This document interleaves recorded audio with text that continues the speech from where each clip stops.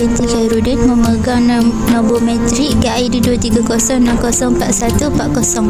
Konsep iman dari segi bahasa, yakin dan percaya. Dari segi istilah, ialah membenarkan dengan hati, berikrar dengan lisan dan beramal dengan anggota badan terhadap segala perintah dan suruhan Allah SWT.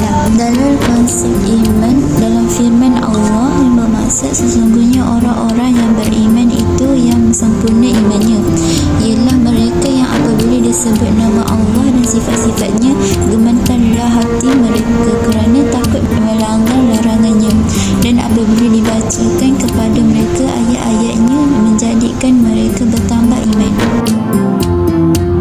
Nama diberi Siti Atira binti Zain Azman, nombor metrik KID 230404125. Islam dari sudut bahasa ialah seluruh makhluk yang berada di dalam kesejahteraan atau keselamatan, iaitu orang yang mengikuti ajaran Islam.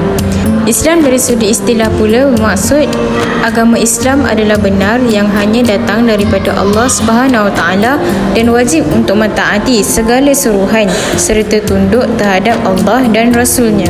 Berdasarkan firman Allah dalam surah Al-Imran ayat 19 yang bermaksud sesungguhnya agama di sisi Allah ialah Islam. Nama diberi Ummu Maisarah binti Ahmad Kamil, KID 230604133. Konsep ihsan pada bahasa ialah berbuat kebaikan, manakala pada istilah merupakan kesungguhan dalam melakukan sesuatu ibadah dan pekerjaan semata-mata kerana Allah SWT.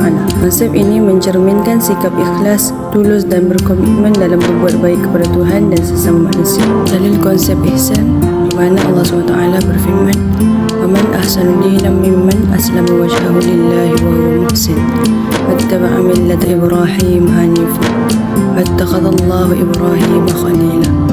Dan maksudnya, yang tidak ada yang lebih baik agamanya daripada orang yang menyerahkan dirinya kepada Allah, iaitu dengan ikhlas, sedang ia berusaha mengerjakan kebaikan, dan ia pula mengikut agama Nabi Ibrahim yang lurus, iaitu yang tetap di atas dasar tauhid.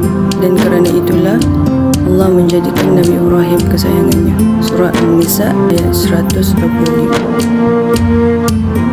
Nama diberi Siti Syazwani binti Mumazin, memegang nombor kad metrik KID 230604131. Perbezaan antara Islam dan iman. Yang pertama ialah Islam. Islam lebih bersifat amalan zahir dan mudah dilihat. Sebagai contoh, mengerjakan solat, menunaikan haji dan berpuasa. Rukun Islam terbahagi kepada 5. Yang pertama ialah mengucap 2 kalimah syahadah, asyhadu an la ilaha illallah wa asyhadu anna Muhammadar Rasulullah, yang bermaksud tiada Tuhan yang disembah melainkan Allah dan Nabi Muhammad itu pesuruh Allah. Yang kedua, menunaikan salat 5 waktu. Berdasarkan firman Allah Subhanahu Wa Taala yang bermaksud, katakanlah kepada hamba-hambaku yang telah beriman, hendaklah mereka mendirikan salat. Surah Ibrahim ayat 31. Yang ketiga, berpuasa di bulan Ramadan. Firman Allah Subhanahu Wa Taala, hai orang yang beriman, diwajibkan atas kamu puasa sebagaimana diwajibkan ke atas orang yang dahulu daripada kamu supaya kamu bertakwa. Surah Al-Baqarah ayat 183. Yang keempat pula, membayar zakat. Firman Allah Subhanahu Wa Taala yang bermaksud, dirikanlah salat serta berikanlah zakat hartamu. Surah An-Nisa ayat 77.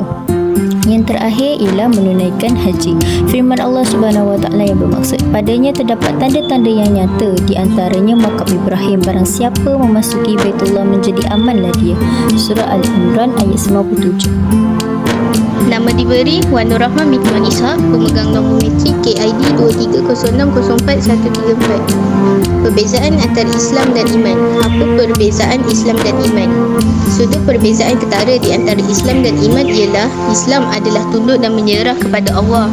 Iman pula adalah keyakinan yang sungguh kepada Allah. Islam boleh dilihat daripada luaran, tetapi iman melibatkan perkara dalaman, iaitu hati.